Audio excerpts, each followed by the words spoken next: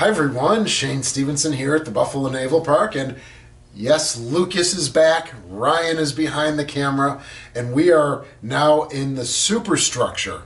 So Lucas went back to his hometown and he was looking at the 45 Miami plans and the 47 Little Rock plans and the 1970 Little Rock plans, and he became fascinated with the Superstructure.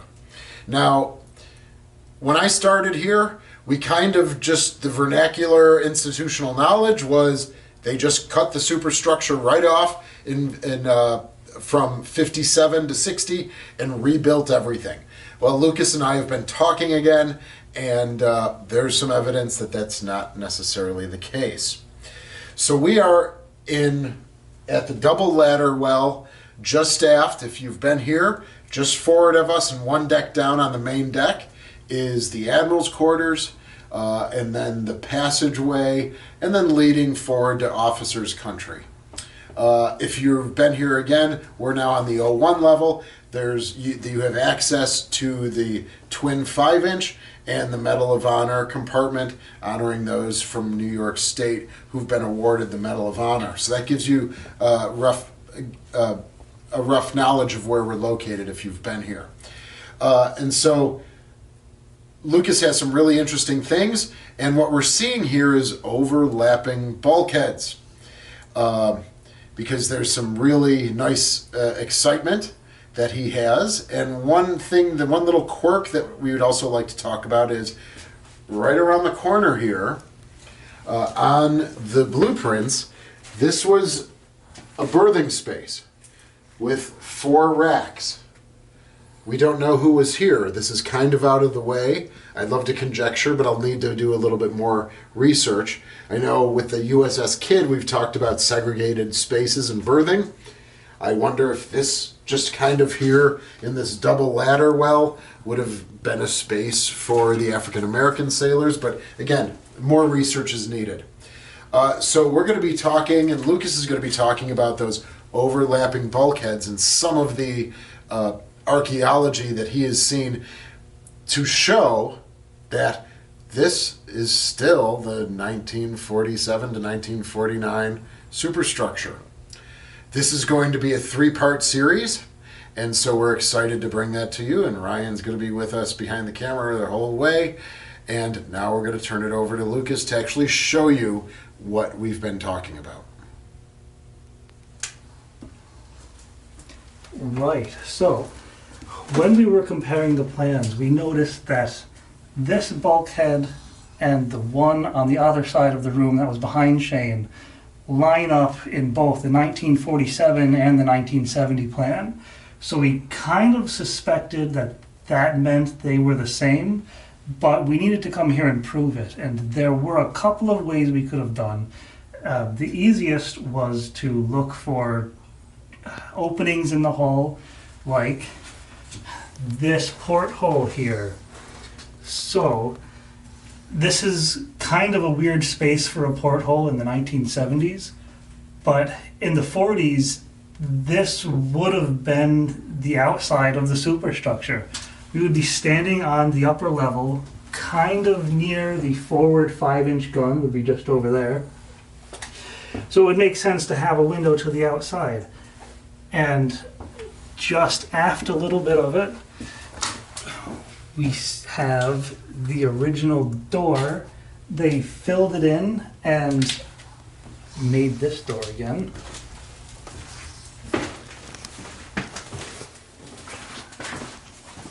And on this bulkhead, we have the corresponding porthole. So this would have gone out to the starboard side 5-inch gun.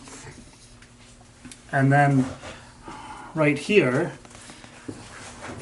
this was the door to the radio room and still is the door to the radio room. So welcome. This is a space that's not on the tour route, but we do get a lot of Little Rock sailors that come back and they say, "Can you show me Radio Central?" And so we do bring them up, and it brings them good feels, and they enjoy it, and they're very appreciative to see it, even though it's in its current state, where all of the equipment is gone. Now, this would have been the crypto communication space, so a classified space, the teletype room, switchboards, but this was also, as Lucas was mentioning, the radio space, just not as large as you see here. But what if you come in, what are you seeing here? You've got the armored gun director, right? This would be for the Mark 37, for the 5-inch guns. And if we take a look above, again, you'll see this curved remnants of a bulkhead. All right, so over time, Lucas and I, now that we're becoming more skilled in this, we realize that any time we see almost like a frame like this that curves, as you'll see right there, that was probably the remnants of a bulkhead that they cut out. So in the plans in 1947, you come through the door that you just walked through, there would have been an immediate bulkhead here around the Mark 37 trunk, and what we see is just very little of the weld of that door. So you come into the space where Ryan is in the camera right now. There's a couple lockers here on port and starboard. Again, this would have been the outside bulkhead of the original ship. So there's a locker over there, there's a locker over here, and you'll see a door leading into the radio space. And I'll come over here, but you can also potentially see the other frame welded and then the bulkhead removed. All right, now this space here for the Radio Central in 60 to 76 has 1 space, 2, 3, 4 spaces. But again, in the 1940s configuration, it just would have been 1 large space. All right, so now we're going to head up to, again, we're on the O1 level. So now we're going to head up to the O2 level and continue the search for those elusive 1945, 1947, 1949 superstructure. So why don't you come along? So when we were comparing the plans up here, we noticed that all of the bulkheads around the stairs they do overlap. But this one in particular is a little different. It's completely different material than all the others. So that kind of clued us in that this one might not be original. And so when we were looking around, we came in here and we found that the modern bulkhead was built a little forward of the original bulkhead, which would have been on this beam. So this space would have been 2 spaces with this beam separating the two. And it gives you a pretty good idea about how wide the old Cleveland superstructure was.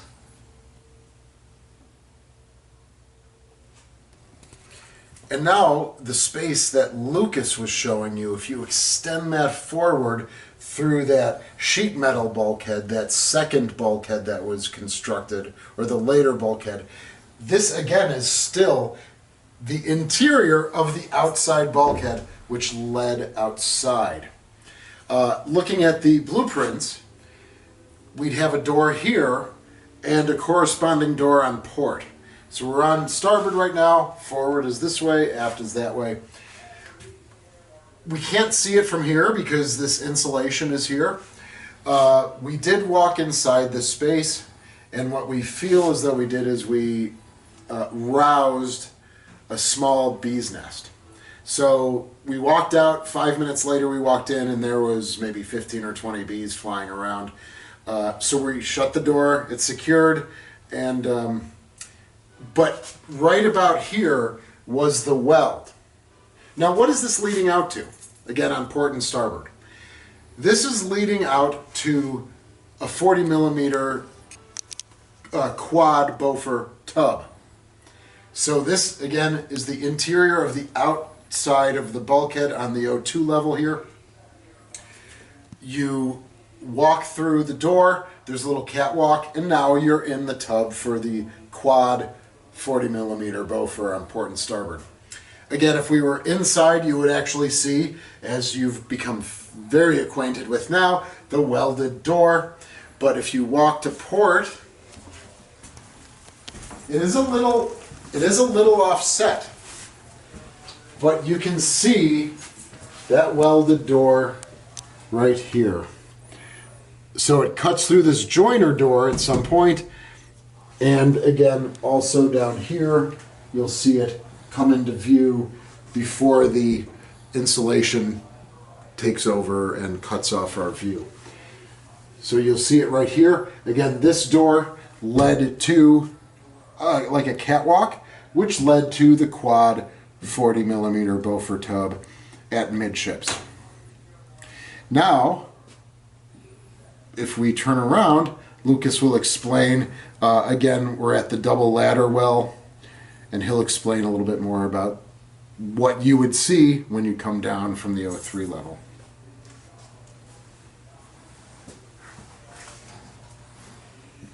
So on the 40s plans, both Miami and Little Rock show that there should be two small spaces here. One would have been, what do we call it, a water closet? A head. A head. And then right here would have been a shower. There would have been almost no space to walk. The bulkhead would have ended about here. So you'd have maybe 1.5 feet of space to get off the stairs and around to either corner. Now, almost none of this is left, except this beam attached to, again, the, what was this, the 5-inch gun director? And in this beam, we can still see the original door or passageway between the two spaces. It's still welded there. So that is how we know that this, at the very least, is still from the 40s. So that is a little perplexing, and I know this is kind of an impromptu conversation, but someone's coming down, you know, sailor officers coming down this double ladder well. They're here. The bulkhead is right here. Do you think there could have been a steeper stairwell or something to give it maybe and again, we're just coming at this conversation now, so it's not like something so I don't want to put you on the spot, but I mean, these seem pretty secure. You have the opening to the ladder well below it, which is a certain size, but is that any thought like maybe the stairs pushed back a little bit? I mean, I don't think so. I wouldn't. It's riveted all the way around, so that. Yeah. And it probably is down below too. But you know, we all sometimes have to think in 3 dimensions, and you know, things get shifted and moved a little bit.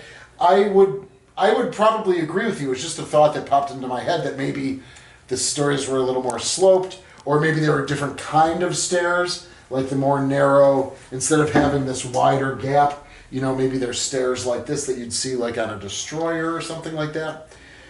So, because if you walk here, right, I mean, can you even turn your body to head to the rest of the superstructure, or you have to kind of do a jigger, you know, and go like that?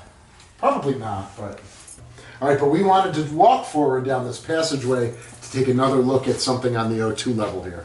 Right, so, again, you gotta remember, everywhere we expect to find the old bulkhead, we have these kind of rounded corners. So this is a bulkhead. Over here, this is another bulkhead. But the space in between here is kind of weird. It's this semi-enclosed area where there never would have been a bulkhead here. So this would have just been open to the elements, really. And instead we find a bulkhead here, which would have been an enclosed area. And then when we come in here, there are two more welded over doors. So aft is a door to the radar room, one of the radar rooms, and then forward is the door to the former surface lookout room station. So what you're saying is this may have been an enclosed space, but that door leads you outside. This door that we just walked through would lead you to outside. Oh, so this leads to the a locker for the lookouts or something. This leads to the lookout station where they would sit with their binoculars and all their chairs. So they would be outside after. No, they would be directly underneath the pilot house. So, if we go back out the way we came, if you come over here, you've got again the bulkhead with the curved corner, and we can follow this all of the way up to here. Yeah, I got that.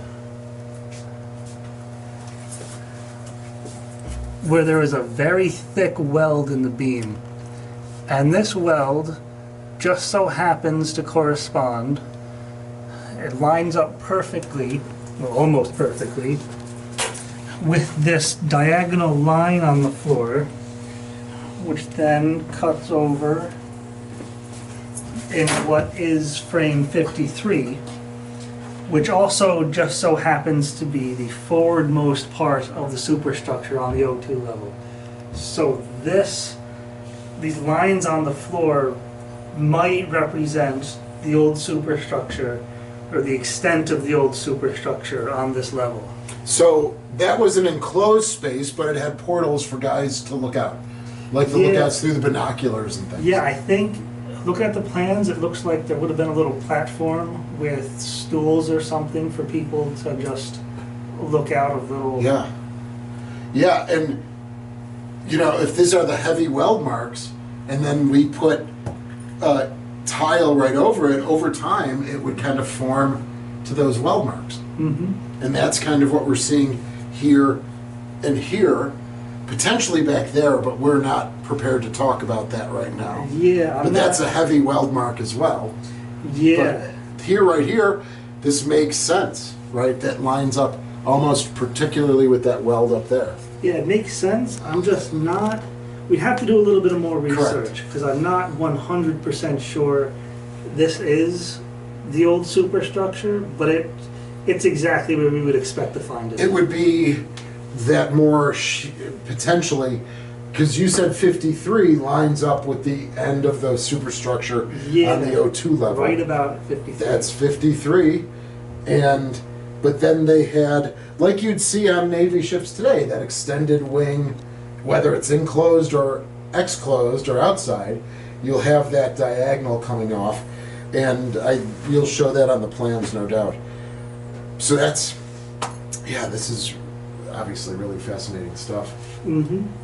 This is, again, for further research. We walk along this every day. Sometimes we don't notice, but what else are we doing on the O2 level? Nothing up here. Okay. So now there's a couple of other things farther up on the O3 level that Okay. we go to. So we're going to head up to the O3 level, and we'll give you some more info about the original forward superstructure from at least 47 to 49, 45 to 49, more than likely. Okay, everyone, so I hope you've been enjoying this adventure going from the O1 to the O2. Now we're at the O3 level. And we've seen, again, this interesting, the size of the superstructure, but on this level, let's scrap all that. Okay, so what we see is back here in the aft of this O3 coming up from the double ladder was where the flag bags were. So they were at an angle, right, and that's where you drape the flags, the signal flags, the call signs, all right, like you can see on the tour route here, you can still walk by those flag bags. You had an overhead, but you know what? If you've come to visit us and you walk onto the Sullivans for the first time and you are on the quarterdeck, what you'd find is there's an overhead, but you can walk fully abeam, port and starboard. And that's what this space was. You had one of the masts right here where the flag bags met. This overhead followed the pattern of the flag bags. All right, so it kind of tapered off from the widest point, coming to a point right at the mast. All right, which at that point would have been a single mast. And the flag bags as well. But again, all of this stuff that you see here would have just been open to the elements in the outside. And now we're going to head forward, and if you're here on the tour route, you'll know that this leads to the pilot house and the helm and the captain's at sea cabin. But Lucas is going to talk again about the superstructure from an earlier time. So again, everywhere we see the curved corners is where we would expect to find an old bulkhead. So here's another one, again attached to the director tubes. And then we enter this space. This was all gutted. This would have been a chart house and would have been the old captain's sea cabin and various other cabins. Until we get up here. There's that curved corner again. This bulkhead would have led into, or would have separated those cabins from the old pilot house. And we can still see a little bit of that old pilot house. There is a ladder to go from the pilot house up to the director space. And this is the blanked over ladder space. So there would be a ladder here to go from the pilot house up to the forward, the 6-inch gun director. And is this ladder then on the interior or exterior? Interior. It would go from interior of the pilot house up to the interior of that. It doesn't go into the gun director, it goes into that pedestal the gun director is sitting on. Correct, like the beginning of the tube. Yes, the beginning of the tube. Because you have the Mark 37 gun director up top, then the beginning of the director's tube that we've been showing, and there is the Mark 34 tube right there. Aft, that you just saw a few minutes ago when we were walking down this passageway, is the Mark 37 gun director for the 5-inch. This was, and there it is. The director tube. That's the direct, yeah, that is the director tube for Mark the 34 6-inch. for the 6-inch. Yes. And we're in the pilot house. There's the ladder that leads you to the pedestal or the beginning of that tube that then gets you into the gun director. Yes. So the old door to get into the pilot house should be somewhere behind all of these boxes and these filing cabinets, but I didn't see it when I looked earlier. Yeah, Lucas, and I've always been fascinated with this blank here with these huge, heavy bolts. I haven't really seen that elsewhere on the ship. Yeah, there's something weird going on here, and I do have something else to show you that I think is related to this, but that's going to have to wait for another video. Wow. This is fabulous, Lucas. I mean, each video we've become more comfortable. We're beginning to see things that we can talk about more organically now than maybe in our earlier videos, but thank you for all of your support. I think across all of the videos that Lucas and I and Ryan has been filming for us have had about 9,000 views, so thank you very much. Let's keep it going. This ends this video for the superstructure and just the overlaying bulkheads, how narrow it was in the 40s, and how much it is extended abeam and fore and aft for the 1960 Little Rock. So thank you again, Lucas. Thanks again for coming and supporting us and doing this research with us and for us. And you know what, everybody? Say goodbye, Lucas. Goodbye, Lucas. And you know what? We'll see you again very soon. Thanks for all of your support.